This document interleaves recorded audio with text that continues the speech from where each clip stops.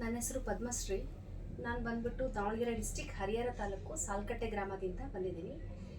So ನಾನು ಮೊದಲಿಂದ 2018ರಿಂದನೂ ಉಪ್ಪಿನಕಾಯಿ ಬಿಸ್ನೆಸ್ ಮಾಡ್ತಾ ಇದ್ದೀನಿ. ಸೊ ಇದೇ ಥರ ಕೆಲವೊಂದು ಟ್ರೈನಿಂಗ್ಗಳಿಗೂ ಅಟೆಂಡ್ ಆಗಿದ್ದೀನಿ. ಸಿಡ್ಯಾಕಲ್ಲೆಲ್ಲ ಟ್ರೈನಿಂಗ್ ಮಾಡಿದ್ದಾರೆ, ಅಟೆಂಡ್ ಆಗಿದ್ದೀನಿ.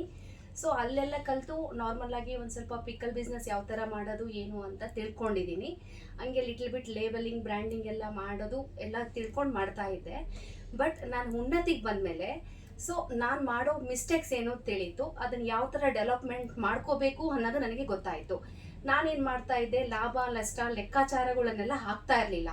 ಬಿಸ್ನೆಸ್ನಲ್ಲಿ ಲಾಸು ಪ್ರಾಫಿಟ್ ಯಾವ ಥರ ಇದನ್ನು ಮಾಡಬೇಕು, ಯಾವ ಥರ ಅದನ್ನು ಸೇವ್ ಆಗಿದೆ ಅಂತ ಹೇಳಿ ತಿಳ್ಕೊಬೇಕು ಅಂತ ಇದನ್ನು ಮಾಡ್ತಾ ಇರಲಿಲ್ಲ. ಲಮ್ಸಮ್ ಆಗಿ ಯೂಸ್ ಮಾಡ್ತಾ ಇದ್ದೆ ನಾನು. ಅದನ್ನೇನು ಲೆಕ್ಕ ಅನ್ನೋದನ್ನ ಬರೆದಿಟ್ಕೊತಾ ಇರಲಿಲ್ಲ. ನಾನು ಬಿಸ್ನೆಸ್ಸಿಂದ ಇಷ್ಟು ಪ್ರಾಫಿಟ್ ಬಂದಿದೆ ಈ ಥರ ಎಲ್ಲ ಬರೆದಿಟ್ಕೊತಾ ಇರಲಿಲ್ಲ. ಬಟ್ ಅದು ಎಲ್ಲ ಇಲ್ಲಿಗೆ ಬಂದಮೇಲೆ ಅದನ್ನು ಯಾವ ಥರ ಮಾಡಬೇಕು, ಯಾವ ಥರ ಲೆಕ್ಕಾಚಾರ ಮಾಡಬೇಕು, ನಾವು ಬಿಸ್ನೆಸ್ ಯಾವ ಥರ ಗ್ರೋ ಆಗಬೇಕು, ಕಸ್ಟಮರ್ ಜೊತೆ ಗ್ರಾಹಕರ ಜೊತೆ ನಾವು ಯಾವ ಥರ ಇರಬೇಕು, ಅವ್ರ ಹತ್ರ ಯಾವ ಥರ ರಿಲೇಷನ್ಶಿಪ್ ಬಿಲ್ಡ್ ಮಾಡ್ಕೋಬೇಕು ಅಂತ ಎಲ್ಲ ಇದರಲ್ಲಿ ನನಗೆ ಗೊತ್ತಾಗಿದೆ.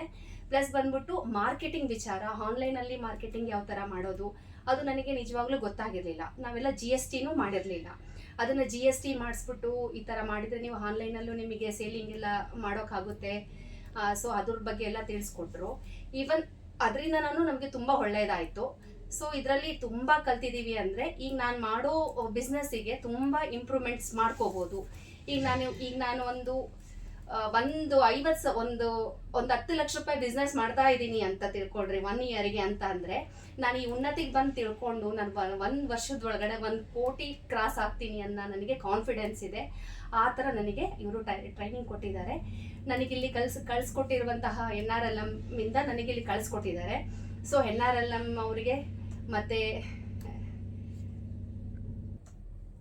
NRLM ಮತ್ತು ಉನ್ನತಿಗೆ ನನಗೆ ಧನ್ಯವಾದಗಳು ಕೊಡ್ತೇನೆ. NRLMಗೆ ಮತ್ತು UNICCಗೆ ಮತ್ತು ಉನ್ನತಿಗೆ ಧನ್ಯವಾದಗಳನ್ನು ಸಲ್ಲಿಸುತ್ತೇನೆ.